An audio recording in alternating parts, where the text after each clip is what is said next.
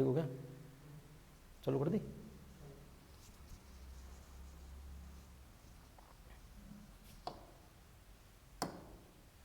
हाँ भाई, Radhe Radhe, good evening good evening good evening. 2100 प्रश्नों की अपने सीरीज चल रही थी और 2100 प्रश्नों में से कुछ प्रश्न जो है ना अपने पहले वाले क्लासों में अपन ने सोल्व कर दिए थे, कुछ प्रश्नों का सोल्यूशन अपन ने कर दिया था। बहुत ही जल्द जो है ना अपने 2100 प्रश्न पूरे हो जाएंगे दोस्तों, बहुत नज़दीक आ गए हैं अब अपने मंजिल के, है ना। बहुत मतलब देख लो कि आप मुश्किल से 10 दिन का मैटर भी नहीं रहा है अब। 10 दिन के अंदर अंदर अपने 10 दिन तक मान लो ज़्यादा से ज़्यादा 10 दिन तक सारे की सारी ये 2100 प्रश्नों की जो प्रश्न होती है ना वो पूरी की पूरी हो जाएगी। उसके बाद में अपन जो बड़े बड़े टॉपिकों की जो थ्योरी है, जैसे मापन मूल्यांकन हो गया, सहायक सामग्री हो गई, है ना, उसके बाद में RTE 2009 हो गया, NCF 2005 हो गया, क्रियात्मक अनुसंधान हो गए, ये जो बड़े बड़े टॉपिक है ना उनको एक बार क्या करेंगे भाई क्लियर कर देंगे थ्योरी के साथ में। तो साथ साथ में क्या होगा आपके ये भी क्लियर हो जाएगी। फिर उसके बाद में अपन थोड़ा सा समय ये जैसे शिक्षण वीडियो का एक बार 100% मामला अपना कंप्लीट हो जाता है, फिर अपन साइकोलॉजी के हाथ लगा लेंगे, साथ साथ में साइकोलॉजी भी पढ़ते रहेंगे और शिक्षण वीडियो को भी थोड़ा बहुत क्या करते रहेंगे अपन रिवाइज करते रहेंगे, ताकि दोनों काम अपना चलता रहे, शिक्षण वीडियो भी बंद ना हो और साइकोलॉजी भी साथ साथ में चलती रहे। बहुत टाइम है अपने पास में और कोरोना की महामारी जिस हिसाब से चल रही है ना उस हिसाब से नहीं लगता कि मुझे ये लोग 20 जून तक भी एग्जाम ले पाएंगे, क्योंकि सारे एग्जाम इन्होंने आगे किसका दिए और ये महामारी ऐसी चलती रही तो एग्जाम और आगे जाएगा। आपको घबराने की जरूरत नहीं है, एग्जाम जब भी होना होगा होगा। अब तैयारी कर देना शुरू, बस इसको तब तक करिए जब तक एग्जाम नहीं हो जाता दोस्तों। लगे हुए रहिए अपनी मेहनत की तरफ, बिल्कुल आपको सफलताएं बहुत जल्दी मिलेगी दोस्तों।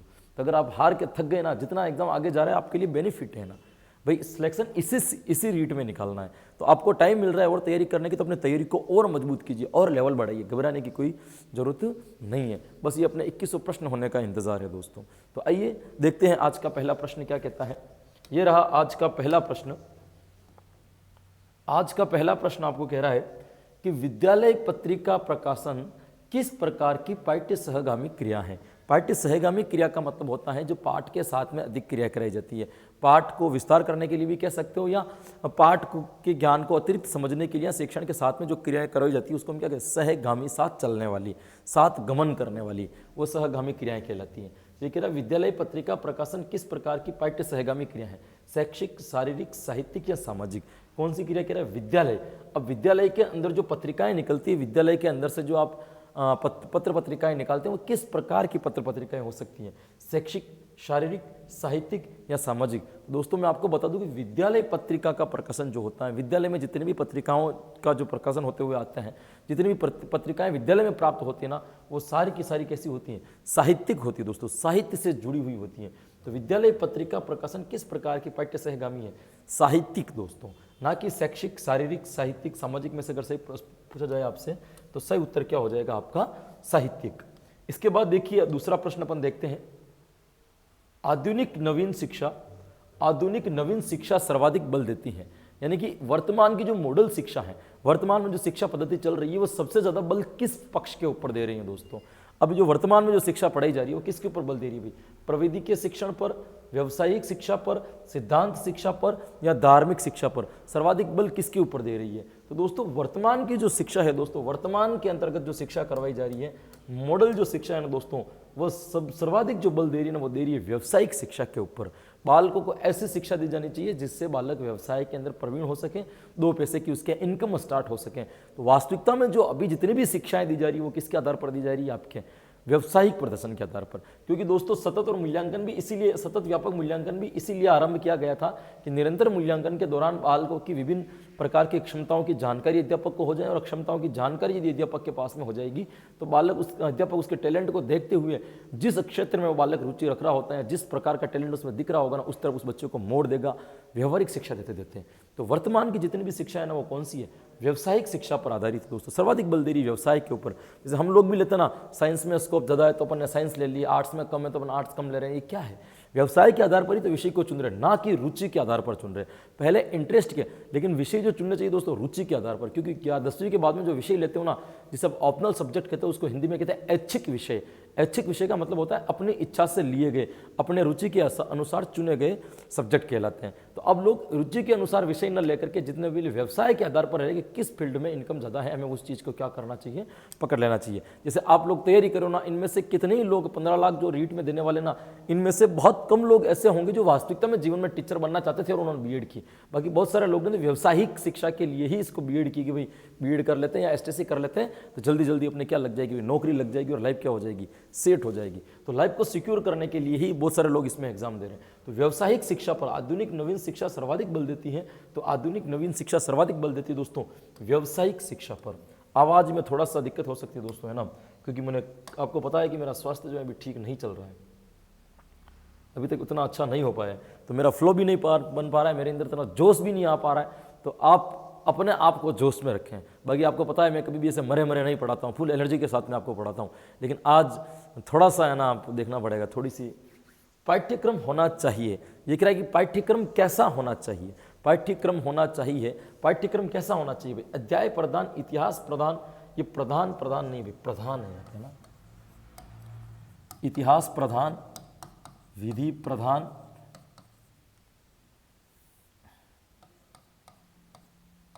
प्रधान है ना, प्रधान नहीं है। ये कह रहा है पाठ्यक्रम किस प्रकार का होना चाहिए, पाठ्यक्रम होना चाहिए अध्याय प्रधान होना चाहिए, पाठ्यक्रम है जो आपके इतिहास प्रधान होना चाहिए, पाठ्यक्रम जो है जो आपके विधि प्रधान होना चाहिए, या पाठ्यक्रम है जो आपके क्रिया प्रधान होना चाहिए। तो ये कह रहा है भाई अध्याय प्रधान, इतिहास प्रधान या विधि प्रधान की अपन बात करें तो पाठ्यक्रम जो होना चाहिए ना दोस्तों वो कैसा होना चाहिए, अध्याय प्रदान होना कोई जरूरी नहीं है भाई। अध्याय प्रदान होकर का पाठ होगा क्या मतलब, कोई अर्थ नहीं है। ये जरूरी भी ये भी नहीं है कि पाठ इतिहास प्रदान हो, जरूरी ये भी नहीं है कि पाठ जो हो विधि प्रदान हो, जरूरी ये है कि पाठ कैसा होना चाहिए आपका, क्रिया प्रदान पाठ होना चाहिए। कैसा होना चाहिए भाई, क्रिया प्रदान, जो अधिक से अधिक बालक को क्रियाशील रखे। इसीलिए भाषा शिक्षण के अंदर क्रियाशीलता का सिद्धांत भी आता है। क्रियाशीलता का सिद्धांत भी ये तो कहता है ना, अधिक से अधिक वह शिक्षण करवाना चाहिए जो बालक को क्रियाशील रखे। तो यहाँ पे जो आपका सही उत्तर होगा वो क्या हो जाएगा भाई, डी जो होगा बिल्कुल आपका यहाँ पे सही उत्तर हो जाएगा। ये देखिए अगला प्रश्न क्या कह रहा है, शिक्षा का औपचारिक साधन है भाई। दो तरीके के साधन होते हैं, एक तो होते हैं आपके औपचारिक और दूसरे होते हैं आपके अनौपचारिक। ये पूछ रहा है भाई शिक्षा का औपचारिक साधन है, औपचारिक किसे कहते हैं और अनौपचारिक किसे कहते हैं। औपचारिक का मतलब जिस फील्ड से आप जुड़े हुए हो वास्तविकता में उसी चीज का, और अनौपचारिक का मतलब उससे जुड़ा हुआ तो नहीं है लेकिन उसका सहगामी हो सकता है, वो क्या कहलाएगा आपका औपचारिक और अनौपचारिक। जैसे आप अपनी हिंदी की किताब पढ़ते हो, आपके सिलेबस में जो दे रखा है वो सब कुछ आप पढ़ रहे हो, जैसे शिक्षण विधि ये पढ़ रहे हो ना, ये आपके लिए क्या है, औपचारिक है। लेकिन पढ़ते पढ़ते आपको मैनेजमेंट, स्कूल मैनेजमेंट पढ़ने लगे, वो आपके लिए क्या कहलाएगा, अनौपचारिक कहलाएगा। क्यों कहलाएगा कि आपका लक्ष्य इस तरफ था और आपने उस तरफ मोड़ दिया। हालांकि वो भी स्कूल मैनेजमेंट भी शिक्षण विधियों का सहगामी है, लेकिन स्कूल मैनेजमेंट आपके लिए क्या कहलाएगा, वो अनौपचारिक कहलाएगा। तो ये कह रहा है शिक्षा का, शिक्षक का औपचारिक साधन है। कौन सा साधन है जिसके अंदर औपचारिक क्रियाएं करता है। अब देखिए चलचित्र, आकाशवाणी, विद्यालय या समाचार पत्र। अब देखिए इनमें से ऐसा कौन सा भाग है जहां पे शिक्षक अपने मूल लक्ष्य के लिए जुड़ा रहता है। तो मूल लक्ष्य के लिए दोस्तों वो विद्यालय से जुड़ा हुआ रहता है। तो ये चलचित्र, आकाशवाणी, समाचार पत्र, इसके द्वारा भी शिक्षा दी जा सकती है, लेकिन मुख्य रूप से जो शिक्षक का औपचारिक साधन है ना वो कौन सा है, विद्यालय है। क्योंकि मुख्य विषय जो है कौन सा है उनका, विद्यालय है। विद्यालय में रहकर के बालक को क्या देता है, वो शिक्षा प्रदान करता है। तो यहाँ पे जो आपका सही उत्तर होगा वो क्या हो जाएगा भाई, सी सही उत्तर हो जाएगा। ये देखिए अगला प्रश्न, आधुनिक शिक्षा का जनक किसे माना जाता है। आधुनिक शिक्षा, वर्तमान की जो मॉडल शिक्षा जिसे मैं कह रहा हूं, जिसको आप कहते हो व्यावसायिक शिक्षा पर बल देती है, तो आधुनिक शिक्षा का जनक किसको माना जाता है दोस्तों, जे.ए. स्टीपर। इसको तो स्टीपर भी कहते हैं और इसको स्टीपर भी कहते हैं दोस्तों। स्टीपर कह दें चाहे कहीं पे स्टीपर भी लिखा हुआ है ना तो भी एक ही अर्थ होगा। तो ये कह रहे हैं आधुनिक शिक्षा का जनक किसे माना जाता है, जे.ए. स्पीटर, रूसो, स्किनर या मॉन्टेसरी। तो दोस्तों मैं आपको बता दूं कि आधुनिक शिक्षा का जो जनक है ना वो जे.ए. स्पीटर को माना जाता है भाई। जे.ए. स्पीटर को माना जाता है, यही आधुनिक शिक्षा के क्या कहलाते हैं, जनक कहलाते हैं। जिन्होंने एक बात भी कही थी कि आधुनिक शिक्षा जो है ना सबसे ज्यादा व्यवसायिक के ऊपर बल दे रही है। मतलब ये कह रहे, इनका कहने का मतलब ये था कि आधुनिक शिक्षा के अंतर्गत इन्होंने ये बात कही थी कि ज़्यादा से ज़्यादा आपको शिक्षा देनी है ना वो किस तरह की देनी चाहिए जिससे लोगों को रोजगार की प्राप्ति हो सके।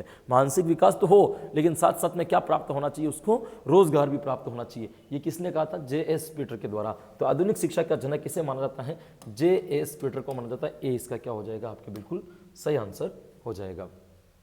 ये देखिए शिक्षा के क्षेत्र में उपचार शब्द का क्या अर्थ है? दोस्तों आज आपके पास में जितने भी क्वेश्चन आ रहे हैं ना, वो क्या कर रहा हूं मैं कि संस्कृत में भी जो प्रश्न आए हुए हैं ना, उन संस्कृत के प्रश्नों को मैं हिंदी में बदल करके लेकर के आ गया, क्योंकि संस्कृत को लिखना थोड़ा मुश्किल होता है, टाइप करने में थोड़ी सी क्या होती है दोस्तों, दिक्कत होती है। तो मैंने क्या किया कि उनको ट्रांसलेट कर दिया। भाई किस में ट्रांसलेट कर दिया?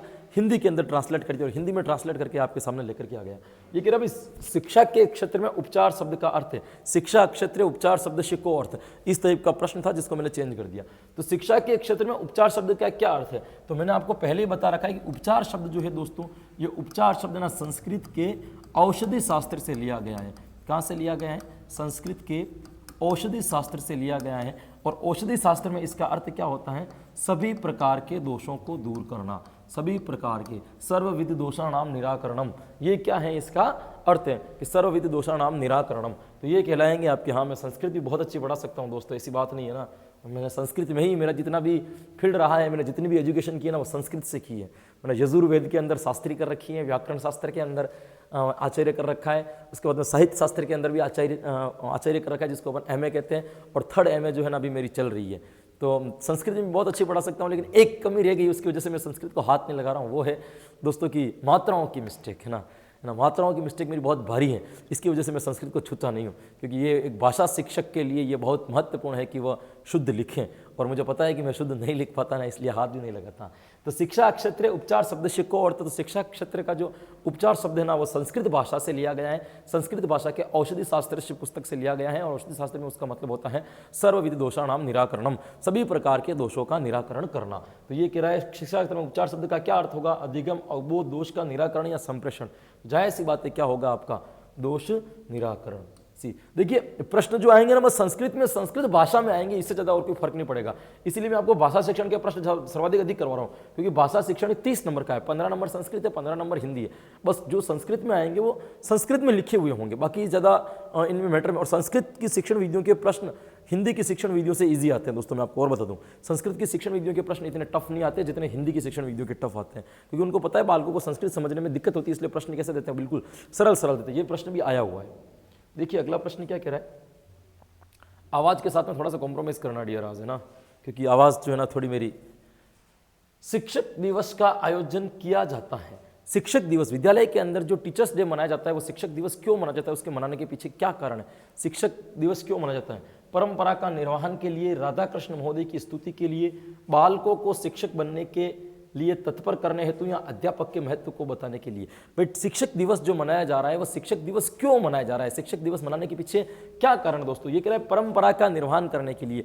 क्या शिक्षक दिवस हम इसलिए मनाते हैं कोई परंपरा है इसका हम निर्वहन करें? जी बिल्कुल नहीं, ये इसका आंसर नहीं हो सकता। राधा कृष्ण महोदय की स्तुति के लिए, राधा कृष्ण, हाँ, इनके आधार पर, इनके जन्म दिवस के आधार पर मनाया जाता है, ये सही हो सकता है।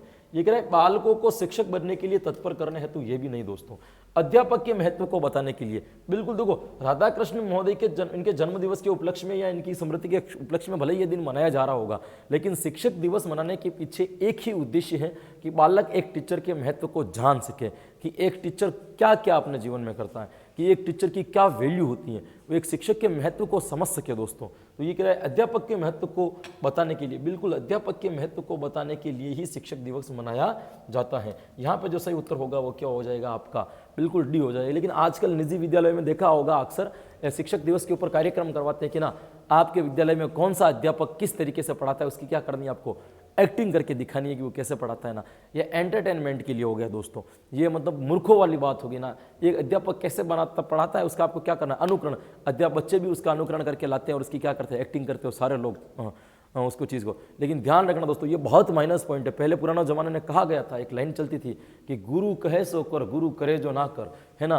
गुरु जो कहता है वो आपके लिए इंपॉर्टेंट है, गुरु जो करता है वो आपके लिए इंपॉर्टेंट नहीं है दोस्तों। तो बालक की जो आप ये कॉपी करवाते हो ना, ये टीचर कैसा पढ़ाता है आप बढ़िए, भले ठीक है, एक नाटक क्षमता का आपके अंदर विकास हो रहा है, विनय क्षमता का विकास हो रहा है, बालक के अनुकरण निरीक्षण शक्ति का विकास हो रहा है, अपन मान सकते हैं। लेकिन ये शिक्षा के क्षेत्र में अनुरूप से देखा जाए तो ये उचित नहीं है। शिक्षा दिवस के ऊपर एक शिक्षक का सम्मान करना चाहिए।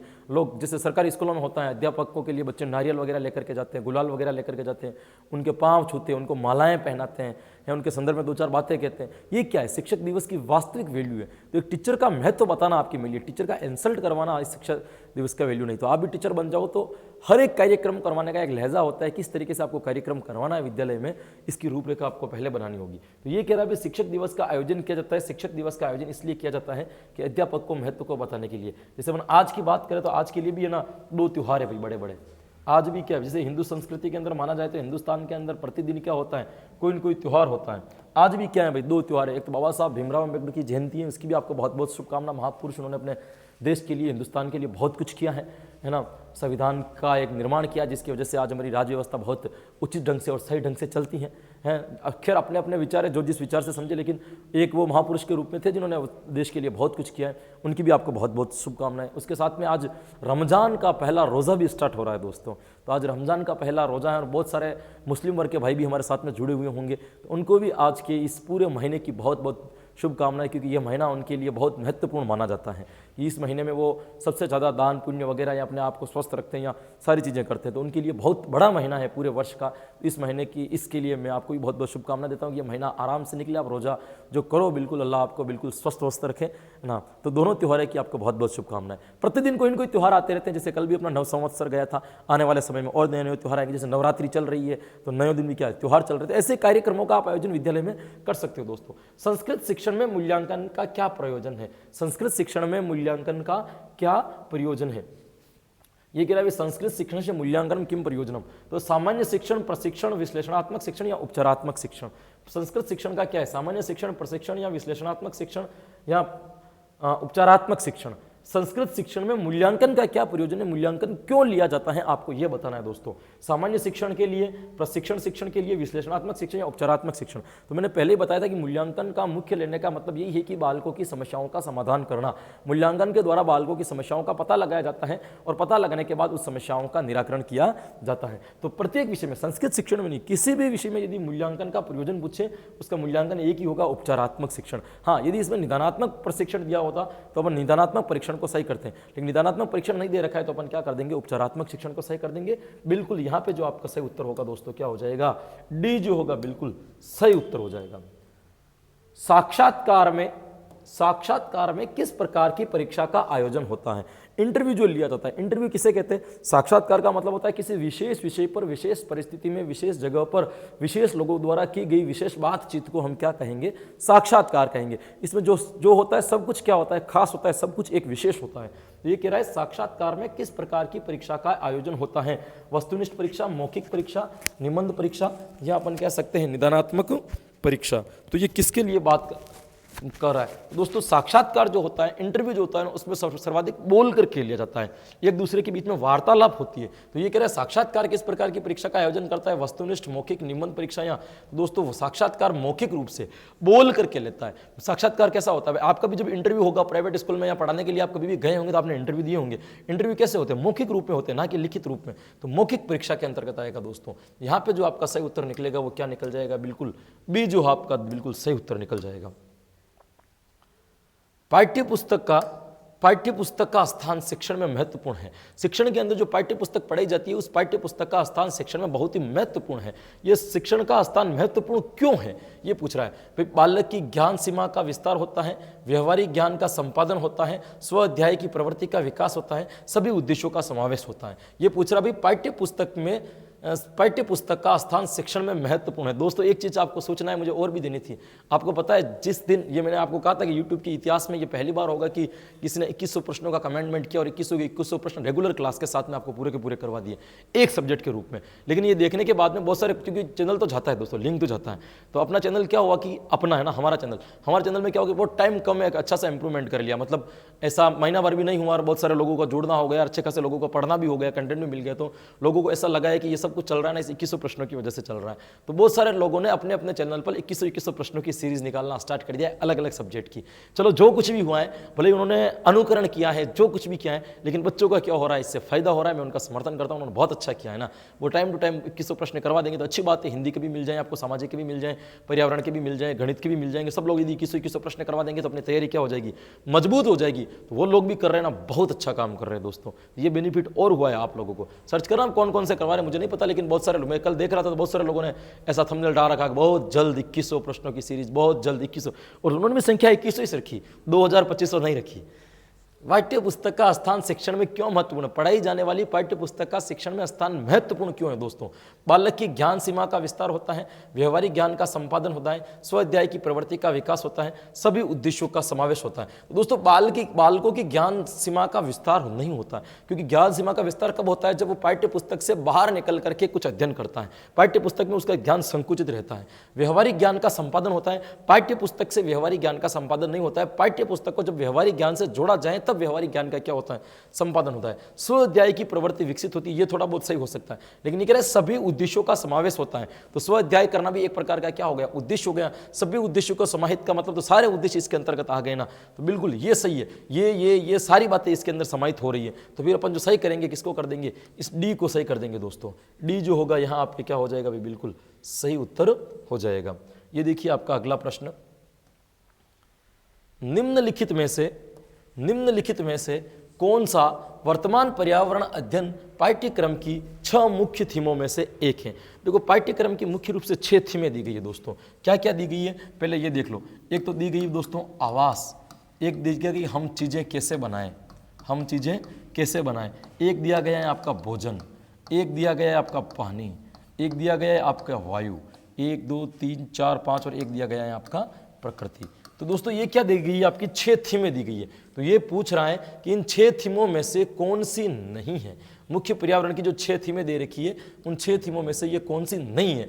आवास, हम चीज़ें कैसे बनाएं, भोजन या काम और खेल। तो दोस्तों काम और खेल जो है ना वह आपकी थीमें नहीं है। बाकी ये तीनों की तीनों आपकी क्या कहलाएगी? थीमें कहलाएगी। जो कौन सी नहीं है? तो काम और खेल नहीं है। सी जो होगा यहाँ पे क्या हो जाएगा? आपका बिल्कुल सही उत्तर हो जाएगा। देखिए अगला प्रश्न, पर्यावरण अध्ययन के संदर्भ में बोझ के बिना सीखना क्या है? पर्यावरण एनसीएफ 2005 ने एक शिक्षा के ऊपर बल दिया था, बोझ के बिना शिक्षा, यानी बोझ के प्राइमरी लेवल पे कैसे शिक्षा देनी चाहिए जो बोझ के बिना हो। तो ये कह रहा है पर्यावरण अध्ययन के संदर्भ में बोझ के बिना सीखना किस पंक्ति को दर्शाता है? इसमें से क्या वाली बात बताता है? बोझ के बिना सीखने का मतलब ये है कि स्कूल बैग का वजन कम कर देना है ना, आप जो बैग लेकर के जाते हैं उसका वेट कम कर देना है? नहीं। ईवीएस पाठ्य पुस्तकों का अध्ययन की कमी, ईवीएस की जो इन्वायरमेंटल स्टडी की जो पाठ्य पुस्तकें हैं उनकी मार्केट में कमी है, अब कमी कर देना, या अबोध भार को कम करने की जरूरत है। अबोध भार का मतलब वह चीज़ जो बालकों को समझ में भी नहीं आती है या जो उनके अवबोध के लेवल की नहीं है उसको क्या कर देना? कम कर देना, या पाठ्यक्रम को आधा करने की जरूरत है। पाठ्यक्रम को आधा करने की भी जरूरत नहीं है, ईवीएस की पाठ्य पुस्तकों के अध्याय में कमी करने की भी जरूरत नहीं है, और स्कूल का बैग कम करने की भी आवश्यकता नहीं है। ये पूछ रहा है पर्यावरण अध्ययन में बोझ के बिना शिक्षा का मतलब हो गया दोस्तों अबोध का भार कम करने की जरूरत है। ऐसे कोई पाठ्य हैं जो बालकों की समझ से परे हैं, जो उनके समझ के लिए नहीं है या उसकी जो स्तर है उनके लिए बराबर में नहीं है, उन पाठों को क्या कर देना चाहिए? वहां से हटा देना चाहिए। इसी की वजह से शिक्षा का सरलीकरण हो गया दोस्तों। आप लोगों ने जब पढ़ी होगी ना, शिक्षा जब ली होगी ना, बहुत टफ ली होगी। टफ लेने का मतलब अपने बहुत टफ था। जैसे विज्ञान की भी 2 पुस्तकें चलती थी, सामाजिक की भी 2 पुस्तकें चलती थी, गणित की भी 2 पुस्तकें चलती थी, गणित प्रथम, गणित द्वितीय, ऐसे चलती थी। अब धीरे धीरे उनको एक साथ में इंक्लूड कर दिया। शिक्षा का क्या हो गया दोस्तों? सरलीकरण हो गया। सरलीकरण के दौरान क्या हो गया कि जितने भी अबोध वाले पाठ थे ना उनको क्या कर दिया? हटा दिया। जो बिना काम के हैं उनको क्या कर दिया? वहां से हटा दिया गया, केवल अवबोध वाली चीजों को ही रखा गया। तो इसका जो सही आंसर होगा वो क्या हो जाएगा भाई? आपके सी जो होगा बिल्कुल सही उत्तर होगा। ये देखिए प्रश्न, स्थानों, दूरियों और दिशाओं की सापेक्ष स्थिति को समझने की क्षमता है। स्थानों, दूरियों, स्थान का मतलब क्या होगा? स्थान, जगह, दूरियां और दिशाओं की सापेक्ष स्थिति को समझने की क्षमता है। इनमें से किसकी क्षमता है जो स्थान, दूरी और दिशा को प्रदर्शित कर सके या स्थान, दूरी और दिशा को बता सके? ये कह रहा है दिशात्मक कौशल, चित्रण कौशल, स्थितीय कौशल या ग्राफिक कौशल। तो दोस्तों मैं आपको बता दूं कि दिशात्मक कौशल भी नहीं होगा, चित्रण कौशल भी नहीं होगा, स्थितीय कौशल भी नहीं होगा। यहाँ पे जो सही आंसर होगा वो क्या हो जाएगा? आपका ग्राफिक कौशल। ग्राफ के द्वारा स्थान, दूरियां और दिशाओं को बताया जा सकता है। इसको मैपिंग स्किल भी कहते हैं दोस्तों। क्या कहते हैं? Mapping skill. तो मैपिंग स्किल के द्वारा स्थान, दूरियों और दिशाओं की स्थिति बताई जा सकती है। यहां पे जो आपका सही उत्तर निकलेगा वो क्या निकल जाएगा? डी जो होगा बिल्कुल आपका सही उत्तर होगा। दोस्तों आवाज के लिए खेद में बहुत कोशिश करके भी इतना जोश और इतनी आवाज नहीं निकाल पा रहा हूं ना, तो थोड़ा सा आप ध्यान लगा करके सुनना है ना। लाउडली बाहर नहीं सुन पा रहे हो तो एयरफोन लगा करके सुन लेना क्लास को, थोड़ा सा एडजस्टमेंट करना। मैं ट्रीटमेंट चालू है, बहुत जल्द स्वस्थ हो जाऊंगा, वही फ्लो वापस लेकर के आऊँगा, लेकिन इसके लिए थोड़ा समय देना पड़ेगा। सभी बच्चों को पर्यावरण अध्ययन के शिक्षण तथा सीखने के लिए प्रत्येक शिक्षण कक्ष में आवश्यकता है। ये कह रहा है सभी बच्चों को पर्यावरण अध्ययन के शिक्षण तथा सीखने के लिए प्रत्येक शिक्षण कक्ष में आवश्यकताएं हैं। बालक को पर्यावरण अध्ययन का शिक्षण करवाना है और यहाँ बालक कोई सीख रहा है, तो प्रत्येक कक्ष में किसकी आवश्यकता है? संज्ञानात्मक आयु उपयुक्त पाठ्यक्रम की, अनुकूल तथा धमकी रहित परिवेश की, स्कूल आधारित आकलन तथा आख्या प्रस्तुत करना, उपयुक्त सभी। दोस्तों एक तो इसका अगर वास्तविक रूप से देखा जाए कि सर्वाधिक तो सही उत्तर यही निकलेगा कि भाई ज्ञानात्मक पक्ष और आयु के अनुरूप क्या होना चाहिए, आपका पाठ्यक्रम होना चाहिए। लेकिन दूसरा ये कह रहे हैं अनुकूल तथा धमकी रहित परिवेश। बिल्कुल कक्षा के अंदर यदि अनुकूल परिवेश है, धमकी रहित मतलब बिना डराया हुआ परिवेश वातावरण बना रखा है, बालक स्वतंत्र मन से है, डरे हुए नहीं है, तो बालक का अधिगम अच्छा होगा। तो ये भी हल्का फुल्का सही होने की वजह से अपन को यहाँ पे उपयुक्त सभी सही करना पड़ेगा। स्कूल आधारित आकलन बिल्कुल सही है, आख्या भी प्रस्तुत करना भी बिल्कुल सही है। तो यहां पे जो सही उत्तर होगा वो क्या हो जाएगा दोस्तों? डी जो होगा बिल्कुल सही उत्तर हो जाएगा।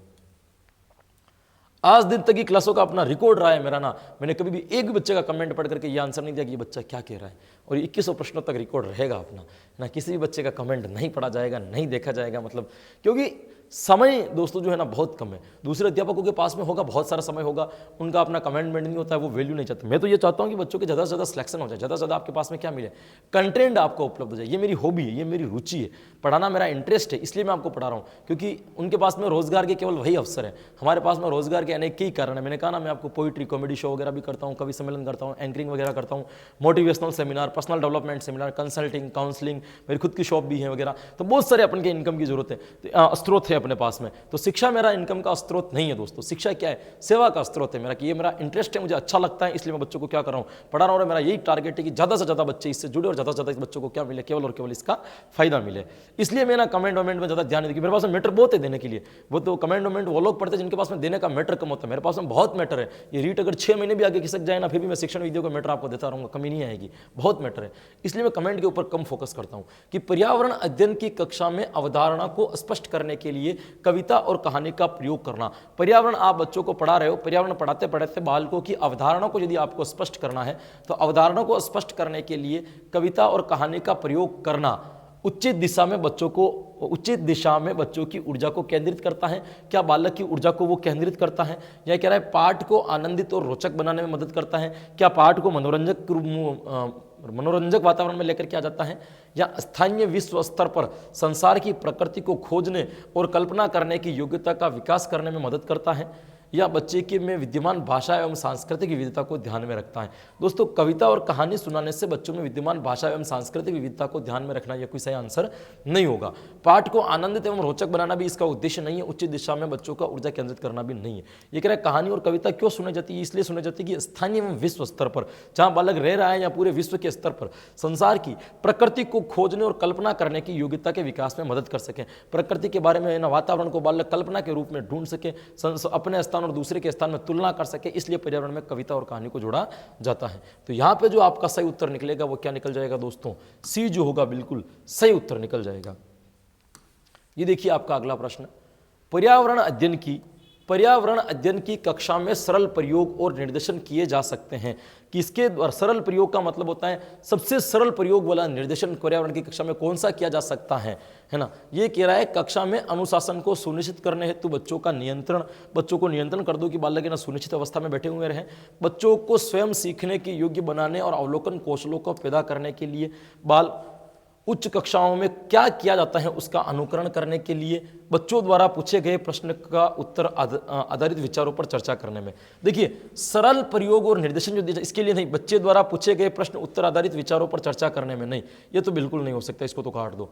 उच्च कक्षाओं में क्या किया जाता है उसका अनुकरण करने के लिए, बिल्कुल बालकों को निर्देशन हमेशा अनुकरण करने के लिए किया जाता है कि आपको फॉलो करना है। किसको फॉलो करना है? अपने से बड़े बच्चों को, कि वो कैसे करते हैं, कैसे रहते हैं, उनको देखिए और देख करके क्या कीजिए, सीखिए। पर्यावरण कक्षा में सबसे सरल प्रयोग है, यानी सबसे सरल प्रयोग का मतलब सबसे सिंपल प्रयोग क्या है, कैसे किया जाता है? तो सबसे सरल प्रयोग यही होगा कि उच्च कक्षाओं में बच्चे क्या करते हैं, आप ये बताइए, उसका आपने बालकों को क्या दे दिया? निर्देश दे दिया। ये भी टफ है, बच्चों को स्वयं सीखने योग्य बनाने और अवकल कौशलों को पैदा करने के लिए मुश्किल है, सरल नहीं है। कक्षा में अनुशासन को सुनिश्चित करना है तो बच्चों पर नियंत्रण करना, ये भी मुश्किल है। सबसे सरल काम यही है। उच्च कक्षाओं में क्या किया जाता है इसका अनुकरण करने के लिए, सी जो होगा यहाँ पे आपका सही उत्तर होगा भाई। ये लीजिए अगला प्रश्न, निम्न में से कौन सा पर्यावरण का भौतिक कारक है। ये पूछा है भौतिक कारक कौन सा है, पेड़ पौधे, मनुष्य या सूक्ष्म जीव या वायु। दोस्तों पेड़ पौधे, मनुष्य और सूक्ष्म जीव जो है ना दोस्तों जैविक कारक है। कौन सा कारक है दोस्तों, जैविक कारक है। ये पूछ रहा है भौतिक कारक है, तो भौतिक कारक है दोस्तों वायु। कौन सा कारक है दोस्तों, वायु जो होगी आपकी क्या कहलाएगी, यहाँ पे भौतिक कारक कहलाएगी। बी बिल्कुल आपका सही आंसर हो जाएगा। ये देखिए अगला प्रश्न, पर्यावरण अध्ययन पाठ्यक्रम बच्चों की समग्र शिक्षा का कारण बन सकता है यदि वह, ये कह रहा है पर्यावरण अध्ययन पाठ्यक्रम बच्चों की समग्र शिक्षा का कारण बन सकता है यदि वह है एकीकृत रूप में, समावेशी रूप में, विषयगत रूप में या उपयुक्त सभी। तो ये कह रहा है भाई पर्यावरण अध्ययन पाठ्यक्रम बच्चों का समग्र शिक्षा का कारण बन सकता है। समग्र शिक्षा का मतलब सारी की सारी शिक्षा उसके अंदर समाहित हो जाए। तो इसके लिए आप क्या करोगे, एकीकृत, समावेशी शिक्षा, विषयगत या उपयुक्त सभी।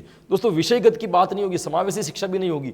होने को तो किताबों में इसका आंसर दे रखा है डी से कि उपयुक्त सभी, लेकिन इसका जो सही आंसर है ना दोस्तों वो ए होगा। यदि पर्यावरण शिक्षण एकीकृत रूप में होगी तो समग्र शिक्षा का कारण बन सकता है। एकीकृत का मतलब क्या होता है, सारे विषयों को जोड़ करके पर्यावरण के अंदर समाहित कर दो, फिर बालकों को पढ़ा दो। तो एकीकृत रूप में यदि पर्यावरण शिक्षा है तो वो समग्र शिक्षा का कारण बन सकती है। यहाँ पे उत्तर ए सही होगा, उपयुक्त सभी नहीं होगा।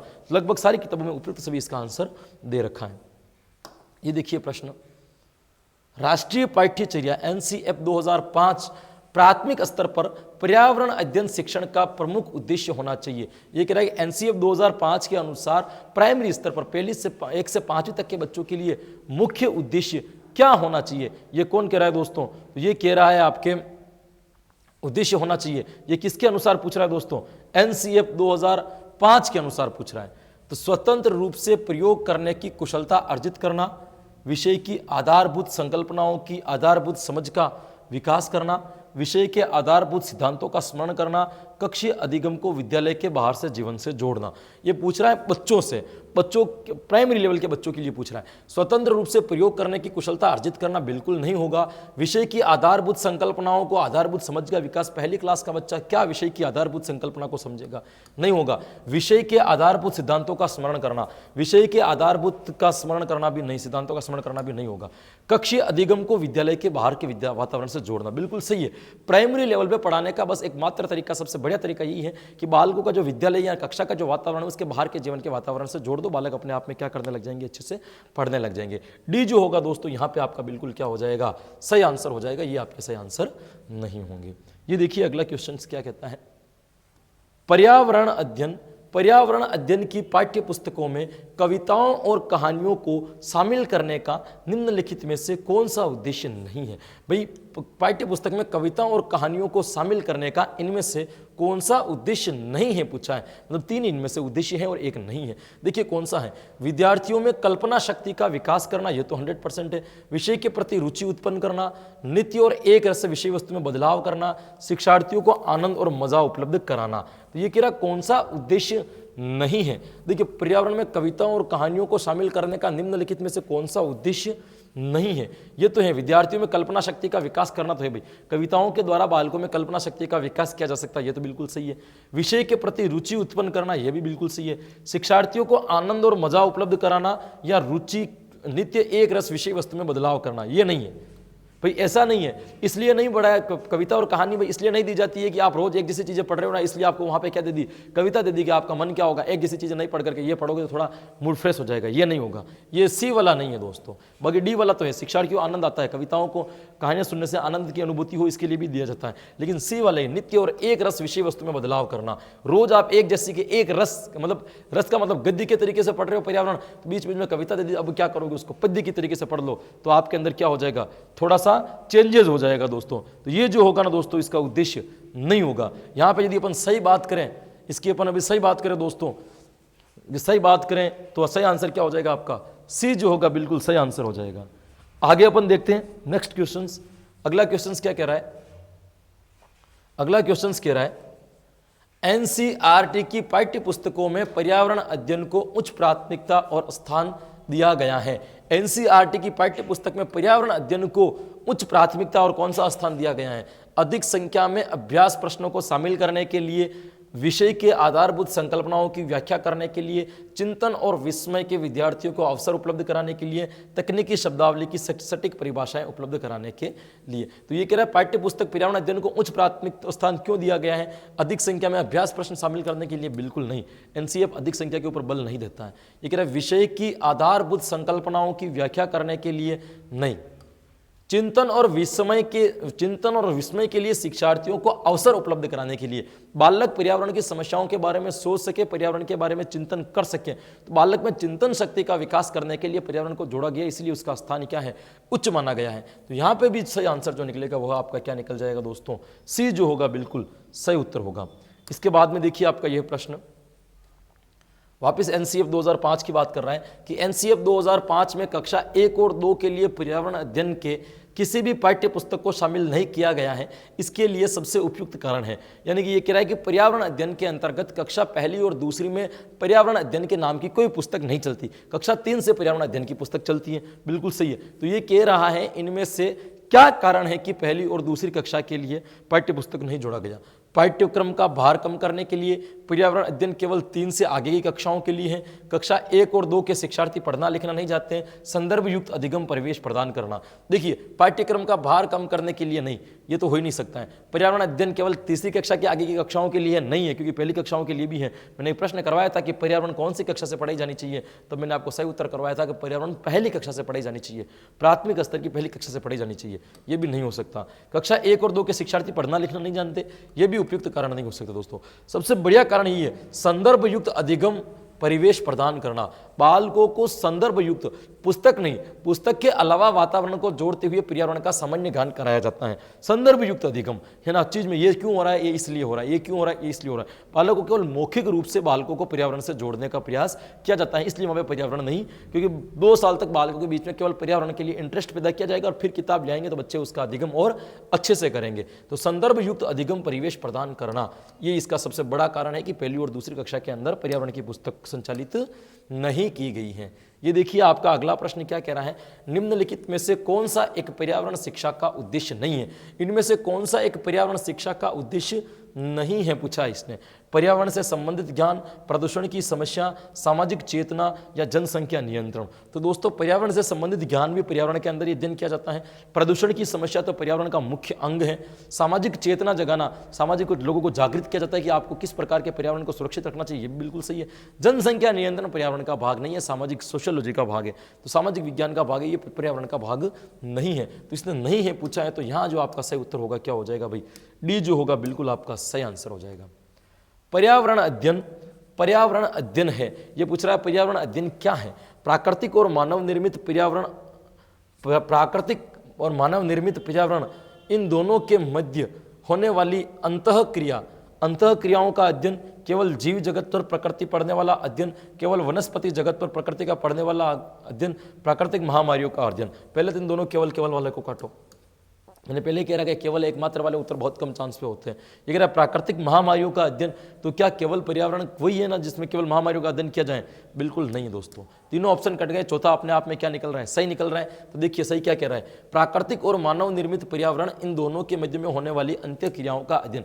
प्रकृति और मानव के बीच में जो अंतःक्रिया होती है उन दोनों का अध्ययन करना ही क्या कहलाएगा? आपका पर्यावरण कहलाएगा। तो यहाँ पे जो आपका सही उत्तर निकलेगा वो क्या निकल जाएगा दोस्तों? ए जो होगा बिल्कुल आपका करेक्ट उत्तर यहाँ पे निकल जाएगा। ये देखिए अगला प्रश्न क्या कह रहा है, पर्यावरण शिक्षा से क्या लाभ है? पर्यावरण क्यों पढ़ाया जाता है? पर्यावरण पढ़ाने का क्या फायदा है, क्या लाभ है पर्यावरण से? पर्यावरण के महत्व का ज्ञान, पर्यावरण प्रदूषण के कारणों की जानकारी, प्रदूषण के प्रभाव से बचने का उपाय ज्ञात होता है या उपयुक्त सभी। देखिए पर्यावरण यदि आप पढ़ा रहे हो तो पर्यावरण के महत्व का ज्ञान तो होगा, जाहिर सी बात है, ये तो बिल्कुल सही है। पर्यावरण प्रदूषण के कारणों की जानकारी प्राप्त होती है, बिल्कुल होती है। पर्यावरण के प्रदूषण क्यों होता है इसकी जानकारी भी किसके द्वारा प्राप्त होगी? पर्यावरण के द्वारा प्राप्त होती है। प्रदूषण के प्रभाव से बचने के उपाय ज्ञात होते हैं, बिल्कुल प्रदूषण से कैसे बचा जा सकता है इसका उपाय भी किसके द्वारा ज्ञात होता है? पर्यावरण से ज्ञात होता है। तो यहाँ पे जो आपका सही उत्तर निकलेगा वो क्या निकल जाएगा दोस्तों? डी बिल्कुल सही आंसर होगा, उपयुक्त सभी। ये देखिए आपका अगला प्रश्न, प्राथमिक स्तर पर विज्ञान व सामाजिक विज्ञान को एक ही विषय पर्यावरण अध्ययन के तहत पढ़ाया जाता है, यह विचार विज्ञान शिक्षण का। आपने कहा होगा कि तीसरी से पांचवीं तक लेकर के जो पर्यावरण अध्ययन चलती है ना, वहां पे क्या होता है कि विज्ञान और सामाजिक विज्ञान दोनों को एक साथ मिला करके एक विषय का निर्माण किया गया है, जिसे हम क्या कहते हैं, पर्यावरण अध्ययन के नाम से जानते हैं। तो ये कह रहा है पर्यावरण अध्ययन क्यों पढ़ाई जाती है, इसमें यह विज्ञान शिक्षण का अध्यापक केंद्रित उपागम है, यह अनुशासनात्मक उपागम है, यह एकीकृत उपागम है, या यह सामान्य उपागम है। दोस्तों ये अध्यापक केंद्रित उपागम नहीं है कि अध्यापकों को केंद्र करने के लिए विज्ञान और सामाजिक को एक कर दिया, यह तो नहीं हो सकता, इसको काट दो। अनुशासनात्मक उपागम का कोई रोल नहीं है, सामान्य उपागम हो ही नहीं सकता। तो सही उत्तर इसका निकलेगा दोस्तों एकीकृत उपागम। सामाजिक विज्ञान और विज्ञान को जोड़ देना कौन सा, एकीकृत, बहुत सारे विषयों के अलग अलग भागों को मिला करके एक जोड़ करके एक विषय का निर्माण करना कौन सा उपागम कहलाता है, तो एकीकृत उपागम कहलाता है। दोस्तों यहां पे जो आपका सही उत्तर निकलेगा वो क्या निकल जाएगा दोस्तों, सी जो होगा बिल्कुल सही आंसर निकल जाएगा। देखिए अगला प्रश्न, पर्यावरण अध्ययन की पाठ्य पुस्तक में रेलवे टिकट का एक नमूना दिखाने का तात्पर्य है। पर्यावरण अध्ययन की एक पाठ्य पुस्तक है जिसमें एक रेलवे टिकट का नमूना छपा हुआ है। रेलवे टिकट कैसा होता है, उसकी एक प्रिंट छपी हुई है, उसका एक फोटो छपा हुआ है। ये छपाने के ये इसके पीछे क्या तात्पर्य, ये क्यों छपा हुआ है, इसके पीछे कारण क्या है दोस्तों। तो ये कह रहा है बच्चों को वास्तविक जानकारी से अंतःक्रिया करने का अवसर देता है, साथ ही अवलोकन की कुशलता का विकास करता है, बच्चों को रेल किराए के बारे में बताता है, टिकट में प्रयुक्त विभिन्न संक्षिप्त अक्षरों का ज्ञान उपलब्ध कराता है, निष्कर्ष पर पहुंचने की कुशलता का विकास करता है। देखिए इसको तो काट दीजिए, ये तो नहीं हो सकता। टिकट में प्रयुक्त विभिन्न संक्षिप्त अक्षरों को बताता है, मतलब टिकट में जो छोटे छोटे अक्षर लिखे हुए क्या इनकी जानकारी देता है, नहीं, इसके लिए भी फोटो नहीं छपा होगा। किराए के बारे में बताता है, बिल्कुल नहीं। बच्चों को वास्तविक जानकारी से अंतःक्रिया कराने का अवसर देता है कि वास्तविकता में टिकट कैसा होता है यह बताने के लिए उन्होंने क्या छपा रखा है, फोटो छपा रखा है। दूसरा, साथ ही अवलोकन की कुशलता का विकास करता है कि वो उस टिकट को क्या करेंगे, बालक ध्यान से देखेंगे, समझने की कोशिश करेंगे कि किस प्रकार का होता है और किस प्रकार का नहीं होता है। तो यहाँ पे जो आपका सही उत्तर होगा दोस्तों क्या हो जाएगा, ए बिल्कुल सही आंसर हो जाएगा। ये देखिए आज का अगला प्रश्न, कक्षा 4 की शिक्षार्थियों में जिज्ञासा उत्पन्न करने का निम्न में से सबसे प्रभावी तरीका कौन सा है। कक्षा 4 के बच्चों के अंदर आपको जिज्ञासा उत्पन्न करनी है, जानने की इच्छा उत्पन्न करनी है, तो इनमें से कौन सा सबसे बढ़िया तरीका प्रभावी रहेगा, सबसे अच्छा तरीका इनमें से कौन सा रहेगा। ये कह रहा है अधिक लिखित अभ्यास देना, बालकों को ज़्यादा से ज़्यादा लिखित अभ्यास कराना चाहिए, परीक्षणों का आयोजन कराना, अधिक से अधिक परीक्षाओं का आयोजन करवाना चाहिए, कल्पना पर आधारित प्रश्न पूछना, ऐसे प्रश्न पूछना जिसमें बालक कल्पना कर सके, चिंतन कर सके, मनन कर सके या अनुभव प्रदान करना। दोस्तों अधिक लिखित अभ्यास देने से कोई जिज्ञासा उत्पन्न नहीं होती, परीक्षणों का आयोजन करवाने से भी बालकों के अंदर जिज्ञासा उत्पन्न नहीं होती है ना, अनुभव प्रदान करना, कल्पना पर आधारित प्रश्न पूछने के लिए ऐसा क्यों होता है, यदि ये पूछा दिया जाए ना तो आप क्या करोगे इसके। जैसे मैं आपको एक आपके व्यवहारिक ज्ञान से जोड़ से, जैसे मैं आपको पूछ लूँ कि औरतों की जो विदाई होती है, महिलाओं की जो शादी के बाद में लड़कियों की जो विदाई होती है, विदाई के वक्त वो महिलाएं रोती क्यों हैं, तो आप कहोगे कि वो अपने माता पिता को छोड़ करके जा रही है इसके लिए रोती है, पियर को छोड़ करके जा रही है इसलिए रहती है। मैं कह रहा हूँ नहीं, इसके पीछे मनोवैज्ञानिक कारण है। अब आप ये सोचने में टाइम लगा दोगे कि भाई महिलाएं पीड़ छोड़ करके ससुराल जा रही है, इसके पीछे वो रो रही है, घर वाले छूट रहे हैं ना, सामाजिक कारण हो सकता है। ये कह रहा है मनोवैज्ञानिक कारण है। तो अब मैंने आपको ये प्रश्न पूछ लिया कि इसके पीछे क्या मनोवैज्ञानिक कारण है, आपके अंदर किसकी जिज्ञासा उत्पन्न हो जाएगी, हमें भी जानना है कि इसके पीछे मनोवैज्ञानिक कारण क्या है। अभी भी उत्पन्न हो रही होगी लेकिन मैं नहीं बताऊंगा, जब मनोविज्ञान पढ़ाऊंगा और इसका टॉपिक आएगा तब बताऊंगा। इस सब के पीछे क्या है दोस्तों, मनोवैज्ञानिक कारण है। तो दोस्तों ध्यान रखना, कल्पना पर आधारित प्रश्न पूछना, यदि आप कल्पना पर आधारित प्रश्न पूछते हो तो बालक के अंदर जिज्ञासा अपने आप उत्पन्न हो जाएगी। सी जो होगा दोस्तों यहां पे क्या हो जाएगा, आपका बिल्कुल सही उत्तर हो जाएगा।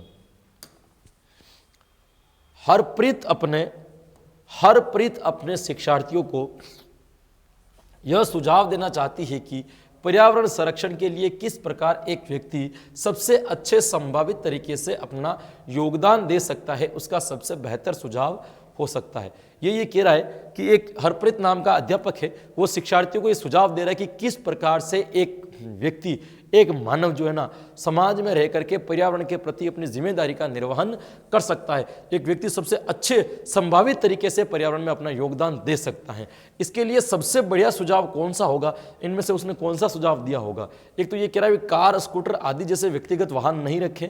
दूसरा ये कह रहा है घर के बाहर अक्सर आने जाने से बचना, अपने व्यक्तिगत वाहनों के इंजन की नियमित जांच कराना या आने जाने के लिए सार्वजनिक साधनों का प्रयोग करना। अब ये पर्यावरण सुरक्षा की बात कर रहा है, ये कह रहा है कार स्कूटर आदि जैसे व्यक्तिगत वाहन नहीं रखे, क्यों नहीं रखे भाई, इसकी तो आवश्यकता पड़ती है, मनुष्य है, मानव जीवन है, मानव जीवन में कई प्रकार की आवश्यकताएं होती है, तो कभी कभी इनकी भी आवश्यकताएं पड़ती है, ये तो आंसर नहीं हो सकता। घर से बाहर आने जाने से बचना, घर से बाहर नहीं निकलेगा तो व्यक्ति के जीवन की दैनिक चर्या के जो नियमित कार्य हैं वो कैसे पूर्ण होंगे, ये भी बात सही नहीं है। अपने व्यक्तिगत वाहन के इंजन की नियमित जांच करना, ये थोड़ा बहुत सही हो सकता है कि आप इंजन की टाइम टू टाइम जांच कराओ तो प्रदूषण कम होगा, लेकिन इससे भी बढ़िया ये है आने जाने के लिए आपको क्या करना है भाई, सार्वजनिक साधनों का प्रयोग करना है। अधिक से अधिक किसका प्रयोग करना है आपको, सार्वजनिक साधनों का। यदि आपके घर से कॉलेज तक यदि ऑटो चल रहा है ना, तो आपको अपनी स्कूटी या बाइक लेकर के जाने की आवश्यकता नहीं है, आप किस में बैठ करके जा सकते हो, उस ऑटो में बैठ करके जा सकते हो, अपने आप हो जाएगा दोस्तों। अब तो वैसे भी जाना ही पड़ेगा, पेट्रोल के भाव देख रहे हो ना, आसमान छूने आए, अभी रुकिए 5-6 महीने में जब 120-25 के आसपास में चला जाएगा ना, उसके बाद में ऑटोमेटिक सार्वजनिक साधन क्या होंगे अपन को याद आने लग जाएंगे। धीरे धीरे साइकिलों का क्रेज भी बढ़ा है, फैशन से है ना, लोग अब साइकिलें खरीदने लगे। कारण क्या हो गया, कोई बात नहीं, इससे थोड़ी बहुत दो फायदे होंगे, लोग साइकिलें खरीदेंगे, एक तो पर्यावरण प्रदूषण जो होगा ना वो भी कम होगा, और लोग थोड़ा हेल्थी रहेंगे ना, थोड़ा स्वस्थ रहना सीखेंगे, तो ये दोनों फायदे हो जाएंगे दोस्तों। तो आने वाला ये कह रहा है, इसका सही उत्तर ये होगा, आने जाने के लिए आपको सार्वजनिक साधनों का प्रयोग करना चाहिए, ताकि इससे साधन मार्केट में कम चलेंगे तो प्रदूषण कम होगा। डी जो होगा इसका बिल्कुल परफेक्ट और सही आंसर होगा दोस्तों। ये देखिए, ये कह रहा है ईवीएस संक्षेपण का अर्थ है। ईवीएस का जो संक्षेपण का मतलब, ईवीएस जो छोटा शब्द दे रखा है ना, ये संक्षेपण, इसका वास्तविक अर्थ क्या है, environmental study, environmental services, environmental studies और एनवायरमेंटल स्किल्स। पहला कह रहा है एनवायरमेंटल साइंस, बिल्कुल नहीं है दोस्तों, ये नहीं है। एनवायरमेंटल सर्विसेज बिल्कुल भी नहीं है, स्किल्स भी नहीं। एनवायरमेंटल स्टडीज, ये ईवीएस जो संक्षिप्त शब्द है, इसका जो अर्थ निकलने क्या निकलेगा आपका, एनवायरमेंटल स्टडीज। सी जो होगा दोस्तों इसका क्या हो जाएगा, बिल्कुल परफेक्ट आंसर हो जाएगा। ये देखिए इसका नेक्स्ट क्वेश्चन, निम्नलिखित में से कौन सा प्राथमिक स्तर पर पर्यावरण अध्ययन के लिए शिक्षण का उद्देश्य नहीं है। निम्नलिखित में से कौन सा प्राथमिक स्तर पर पर्यावरण अध्ययन के शिक्षण का उद्देश्य नहीं है। शिक्षक कक्षा कक्ष में कड़े अनुशासन को सुनिश्चित करें, ये किसके लिए पूछ रहा है, प्राथमिक स्तर पर पर्यावरण अध्ययन के शिक्षण का उद्देश्य नहीं है। आप छोटे बच्चों को पर्यावरण अध्ययन करवा रहे हो, इनमें से कौन सा उद्देश्य नहीं है। शिक्षक कक्षा कक्ष में कड़े अनुशासन को सुनिश्चित करें, बच्चों को प्रश्न पूछने के लिए अवश्य अभिप्रेरित करना, बच्चों को अपना निकटतम परिवेश से परिचय प्राप्त करने के लिए अधिक अभिप्रेरित करना चाहिए, कक्षा कक्ष में होने वाले अधिगम को विद्यालय के बाहर की दुनिया से जोड़ना चाहिए। ये तो बिल्कुल सही है, ये भी सही है, बच्चों को अपना निकटतम परिवेश परिचय प्राप्त करने के लिए अभिप्रेरित करना चाहिए, ये भी सही है। बच्चों को प्रश्न पूछने के लिए भी अभिप्रेरित करना, ये भी सही है। शिक्षक कक्षा में कड़े अनुशासन को सुनिश्चित कर, कड़े अनुशासन का मतलब टाइट अनुशासन नहीं, कड़े अनुशासन नहीं रखना चाहिए दोस्तों, कैसा नियम अनुशासन होना चाहिए, जो वास्तविकता में है वह अनुशासन में होना चाहिए। कड़ा अनुशासन का मतलब बोल मत, आवाज नहीं करना, चुप रहना, कोई भी गतिविधि नहीं करने देना, ये कौन सा अनुशासन कहलाता है आपका, कड़े अनुशासन। तो कड़े अनुशासन का सुनिश्चित करना इसका उद्देश्य नहीं है। ये जो होगा आपका क्या हो जाएगा, यहाँ पे सही आंसर हो जाएगा। ये देखिए अगला प्रश्न, पर्यवेक्षित अध्ययन विधि का विकास किस स्तर के शिक्षण को ध्यान में रखकर किया गया है। पर्यवेक्षित का मतलब क्या होता है दोस्तों, कि जिसके अंदर आपको अध्यापक निर्देश देगा और आपको काम करना है। तो चिंतन स्तर, स्मृति स्तर, बोध स्तर या उपयुक्त सभी, इसका आंसर उपयुक्त सभी होगा दोस्तों, क्योंकि पर्यवेक्षित के अंतर्गत आपको काम करने के लिए निर्देश मिलता है। निर्देश के आधार पर काम तब कर सकते हो जब आपकी चिंतन स्तर अच्छा हो, या पहले से उसका सीखा हुआ ज्ञान आपकी स्मृति में हो, समझ आपकी अच्छी हो, तभी जाकर के आप पर्यवेक्षित अध्ययन कर सकोगे। यहाँ पे आपका सही उत्तर निकलेगा डी। ये देखिए, आगमन विधि के रूप में प्रयोग प्रणाली के अंतर्गत व्याकरण पढ़ाते समय, आगमन विधि के रूप में प्रयोग प्रणाली के अंतर्गत यदि आप क्या पढ़ा रहे हो, व्याकरण पढ़ा रहे हो, तो छात्रों को पहले सूत्र रटवाए जाते हैं, छात्रों को व्याकरण की पुस्तक दी जाती है, छात्रों को सिद्धांत बताए जाते हैं, या छात्रों को पहले उदाहरण दिए जाते हैं। मैंने आगमन विधि आपको पढ़ा रखी और पढ़ाते हुए मैंने पहले ही दे दिया था कि आगमन विधि के अंतर्गत बालकों के सामने अध्यापक एक समस्या के रूप में उदाहरणों को प्रस्तुत करता है, बालक उस समस्या का समाधान करते करते एक निश्चित निष्कर्ष तक पहुंचते हैं। तो सही आंसर होगा, छात्रों को पहले उदाहरण दिए जाते हैं। डी जो होगा इसका बिल्कुल सही उत्तर होगा। ये देखिए अगला प्रश्न क्या कह रहा है, आगमन विधि का अधिकांश प्रयोग किया जाता है व्याकरण शिक्षण में, साहित्य शिक्षण में, अभिकृत में, अनुदेशन में या पर्यवेक्षक अध्ययन में। तो मैंने पहले बताया आगमन विधि जो है ना व्याकरण की सर्वश्रेष्ठ विधि मानी जाती है। सबसे बढ़िया विधि अगर कोई मानी जाती है तो वो कौन सी विधि मानी जाती है आपकी? आगमन विधि। प्राथमिक स्तर पर व्याकरण की विधि, उच्च प्राथमिक स्तर पर भी व्याकरण की विधि सबसे सर्वश्रेष्ठ मानी जाती है। तो सही उत्तर जो होगा इसका क्या हो जाएगा आपका? व्याकरण शिक्षण के लिए बहुत ही उपयोगी विधि है। ये देखिए अगला प्रश्न, निगमन प्रणाली का तात्पर्य है। निगमन प्रणाली का क्या तात्पर्य है? पहले उदाहरण देना, फिर उसका निष्कर्ष निकालना, अनेक उदाहरण प्रस्तुत करना, पहले कई नियमों को प्रस्तुत करना, पहले नियम बताकर फिर उसकी व्याख्या करना। दोस्तों पहले उदाहरण देना फिर उसका निष्कर्ष निकालना तो आगमन विधि ये नहीं होगा। अनेक उदाहरण प्रस्तुत करना ये भी नहीं होगा दोस्तों, अनेक उदाहरण प्रस्तुत नहीं किया जा सकता है। पहले कई नियमों को प्रस्तुत करना नहीं, एक नियम बताया जाएगा। पहले नियम बता करके, पहले नियम बताना फिर उसकी व्याख्या करना। डी जो उसका बिल्कुल सही आना है, क्योंकि नी से याद रखो नियम, नियम याद रखो। आगमन और निगमन विधि को याद करने का सबसे बढ़िया तरीका है दोस्तों, सबसे पहले आप क्या करो, केवल और केवल इस चीज को याद कर लो कि निगमन का मतलब नी से नियम पहले आएंगे, तो निगमन आपको याद होगी, आगमन अपने आप याद हो जाएगी। तो ये आंसर होगा आपका डी। देखिए अगला प्रश्न, व्याकरण शिक्षण के लिए उत्तम विधि है। व्याकरण शिक्षण के लिए सबसे बढ़िया विधि कौन सी है? पाठ्य पुस्तक विधि, परियोजना विधि, सूत्र विधि या अनौपचारिक विधि?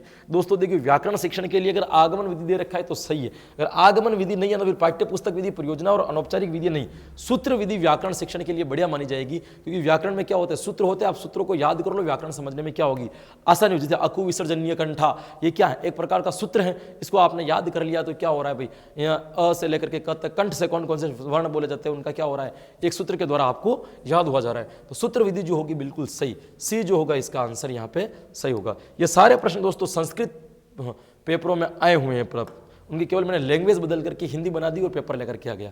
सूत्र विधि के संबंध में कौन सा कथन सत्य है? सूत्र विधि जो है उसके संबंध में कौन सा कथन सत्य है? बालकों में रटने की प्रवृत्ति का विकास होता है, अमनोवैज्ञानिक विधि है, उच्च स्तरीय कक्षाओं के लिए उपयोगी है। दोस्तों अमनोवैज्ञानिक विधि है, ये तो बिल्कुल सही है। जहां पर रटने की बात होगी वहां पर मनोवैज्ञानिक विधि कभी नहीं हो सकती। बालकों की रटने की प्रवृत्ति का विकास होता है, बिल्कुल सूत्र आपको याद करना पड़ेगा, उच्च स्तरीय कक्षाओं के लिए उपयोगी। बड़े कक्षाओं के जो बच्चे होते हैं वो सूत्र पर आधारित सवालों को हल करना ज्यादा बढ़िया समझते हैं अगर तुलना की जाए आगमन विधि के। तो दोस्तों सूत्र विधि के आधार पर बालक ज्यादा पढ़ना, क्योंकि सूत्र बताओ हम वहां पे संख्या वंख्याएं रख करके जो भी नियम लगाना हो जो लगा करके आराम से अपनी समस्या का समाधान कर लेंगे। यहां पे जो सही उत्तर होगा वो क्या हो जाएगा आपका? उपयुक्त सभी। देखिए अगला प्रश्न, किस विधि में नियम से उदाहरण की ओर सिखाया जाता है? सिंपल सा प्रश्न है, किस विधि में नियम से उदाहरण की ओर सिखाया जाता है? पाठ्य पुस्तक विधि में, परियोजना विधि में, सूत्र विधि में या अनौपचारिक विधि में? तो दोस्तों नियम से उदाहरण की ओर है ना सूत्र विधि में भी सिखाया जाता है, जरूरी नहीं है कि निगमन विधि में ही सिखाया जाए। सूत्र विधि में पहले सूत्र बताया जाता है, एक प्रकार का नियम है, और सूत्र की व्याख्या करने के बाद में उदाहरण के द्वारा उस सूत्र को स्पष्ट किया जाता है। तो नियम से उदाहरण की ओर जाना सूत्र विधि का भी, और सूत्र विधि के अंतर्गत भी सिखाया जाता है, ये भी सही है। ये विधि में सब पढ़ाऊंगा आपको, सूत्र विधि, नियम विधि, एक एक विधि, थोड़ी दो चार विधि तो मैंने आपको पढ़ाई थी, थोड़ी अस्वस्थताएं हैं इसके लिए, बाकी विधि में आपको पढ़ाऊंगा और पढ़ा दूंगा है ना दम में अपने में बहुत। मैं जिस दिन लगूंगा उस दिन 5-5, 6-6, 7-7, 8-8 वीडियो एक दिन में अपलोड कर दूंगा।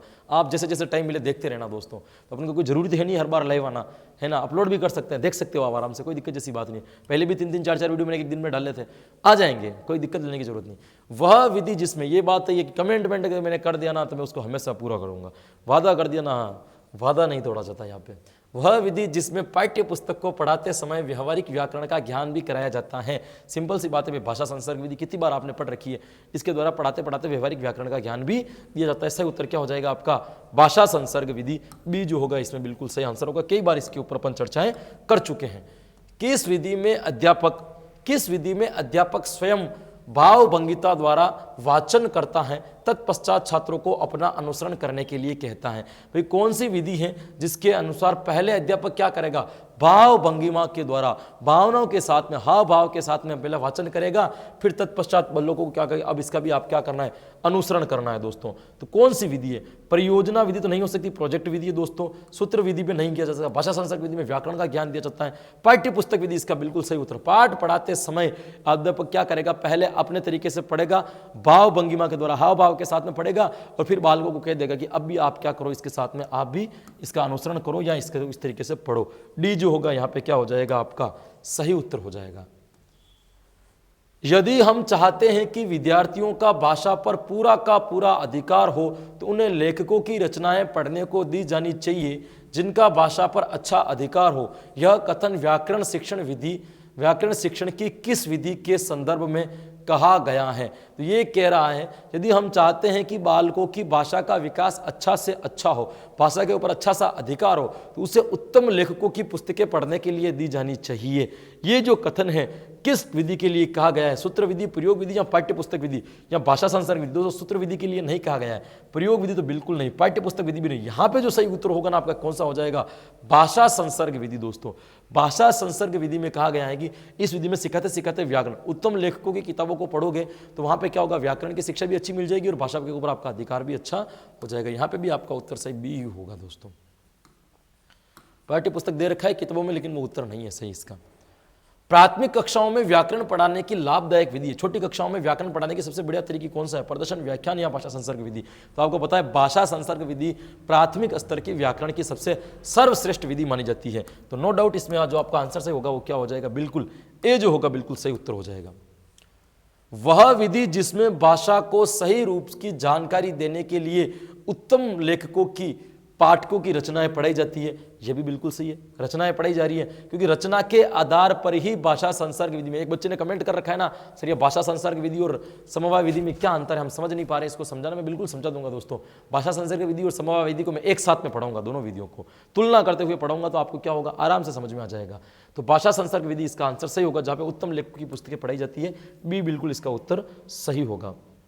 ये देखिए भाषा संसर्ग विधि के गुण हैं। भाषा संसर्ग विधि के क्या क्या गुण है? भाषा के ज्ञान पर बल दिया जाता है, बिल्कुल सही है। प्राथमिक कक्षाओं के लिए उत्तम है, बिल्कुल सही है। दो यदि सही निकल गए तो डी अपने आप में सही निकल रहा है, फिर भी पढ़ लो। व्याकरण के नियमों का ज्ञान कराए बिना भाषा का शुद्ध रूप प्रयोग करना सिखाया जाता है, बिल्कुल ये भी भाषा संसर्ग के बारे में बिल्कुल सही आंसर है। डी क्या हो जाएगा दोस्तों? यहां पे सही उत्तर हो जाएगा। सैनिक विधि का सूत्रपात निम्नलिखित में से किस देश में हुआ? अमेरिका में हुआ। यह प्रश्न मैंने पहले करवा रखा है, विश्व युद्ध के दौरान हुआ था। किस विधि को परिस्मरण विधि भी कहा जाता है? दोस्तों समुदाय विधि, परियोजना विधि या व्याख्या विधि नहीं, सैनिक विधि को परिस्मरण विधि भी कहा जाता है, क्योंकि इसमें क्या होता है कि टेप के माध्यम से शिक्षा दी जाती थी, टेप रिकॉर्डर के माध्यम से शिक्षा दी जाती थी। टेप रिकॉर्डर में कोई चीज बचती थी, उसको आप पहले सुनिए और सुनने के बाद में उसको क्या करना है? वापिस परिस्मरण करना है। तो यहाँ पे जो सही उत्तर होगा आपका क्या हो जाएगा? बी बिल्कुल सही उत्तर हो जाएगा कि किस विधि को परिस्मरण विधि भी कहा जाता है? तो सैनिक विधि को परिस्मरण विधि भी कहा जाता है। ये देखिए आपका अगला प्रश्न, व्याख्यान विधि की विशेषताएं हैं, इनमें से व्याख्यान विधि की कौन सी विशेषताएं हैं? शब्दों का अर्थ स्पष्ट हो जाते हैं, छात्र में शब्दावली की वृद्धि होती है, जीवन व आत्मकथा है तो सर्वोत्तम है, या उपयुक्त सभी? देखिए शब्दों का अर्थ स्पष्ट हो जाता है, बिल्कुल हो जाता है व्याख्यान विधि के द्वारा। छात्रों में शब्दावली की वृद्धि होती है, अध्यापक व्याख्यान विधि के द्वारा कई प्रकार के शब्दों को बोलता है तो शब्दों में वृद्धि होगी, दोनों सही है तो उपयुक्त सभी वैसे ही सही है। जीवनी व आत्मकथा है तो सर्वोत्तम विधि है, बिल्कुल सही है। जीवनी और आत्मकथा को व्याख्यान विधि के द्वारा ही पढ़ाया जा सकता है। डी जो होगा यहाँ पे बिल्कुल आपका सही आंसर हो जाएगा। ये देखिए आपका अगला प्रश्न, निम्नलिखित में से कौन सा व्याख्यान विधि का दोष है? इनमें से कौन सा दोष है जो व्याख्यान विधि का है? विद्यार्थियों की सहभागिता नहीं होती, बिल्कुल नहीं होती है ना, सहभागिता कम होती है। रटने की प्रवृत्ति बढ़ती है, ये भी सही है। छोटी कक्षाओं के लिए अनुपयुक्त है, ये भी सही। उपयुक्त सभी सही होगा दोस्तों, ये सारे इसके दोष हैं दोस्तों। ये देखिए आज का सेकंड लास्ट प्रश्न, इनमें से कौन सी विधि करके सीखने पर बल देती है? प्रत्यक्ष विधि, प्रदर्शन विधि, साहचर्य विधि या समुदाय विधि? इनमें से देखो प्रत्यक्ष विधि में तो क्या किया जाता है? आपको लैंग्वेज सिखाई जाती है, मातृभाषा का ज्ञान दिया बगैर, ये तो नहीं होगा।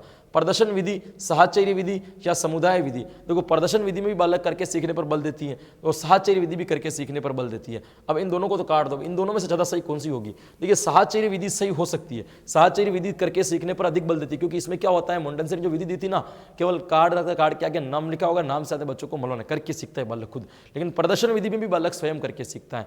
तो बालक का जो अधिक ज्ञान होगा ना वो किसके अंतर्गत होता है दोस्तों? प्रदर्शन विधि के अंतर्गत जो होगा ना दोस्तों वो क्या होता है? अधिक होता है। तो यहाँ पे जो करके सीखने पर जो अधिक विधि बल देगी वो कौन सी देगी? बी वाली देगी दोस्तों। इसमें अनुमान लगा जाता है, इसमें वास्तविक अनुभव मिलता है, इसलिए प्रदर्शन विधि सही होगी। प्रदर्शन विधि का दोष है, प्रदर्शन विधि का क्या दोष है? साहित्य शिक्षण के लिए उपयुक्त नहीं है, छात्र को प्रत्यक्ष ज्ञान देती है, कम खर्चीली है या कोई नहीं? तो प्रदर्शन विधि का सॉरी प्रदर्शन विधि का दोष है, अरे नहीं है, कोरोना है ना।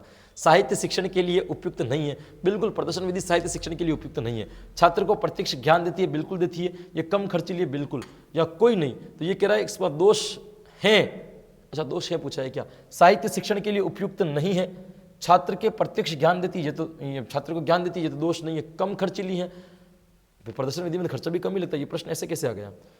प्रदर्शन विधि का दोष है साहित्य शिक्षण के लिए उपयुक्त नहीं है, नहीं उपयुक्त है साहित्य शिक्षण के द्वारा, ये तो दोष है बिल्कुल। छात्र को प्रत्यक्ष ज्ञान देती है, ये भी सही है।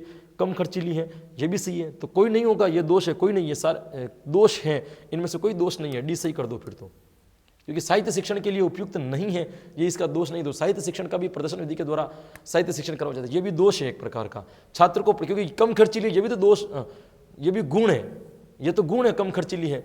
छात्र को प्रत्यक्ष ज्ञान देती है, ये भी गुण है। साहित्य शिक्षण के लिए उपयुक्त नहीं है, ये दोष है भाई। इसको ए को सही कर दो, ये दोष है बिल्कुल। ए जो होगा वो बिल्कुल सही होगा। ये थी दोस्तों आज की अपनी क्लास, जिसमें अपन ने सफर तय कर लिया दोस्तों। 1550 प्रश्नों का सफर जो है ना अपन ने तय कर लिया। बहुत जल्दी अपन इस 2100 की मंजिल पर पहुंचने वाले हैं।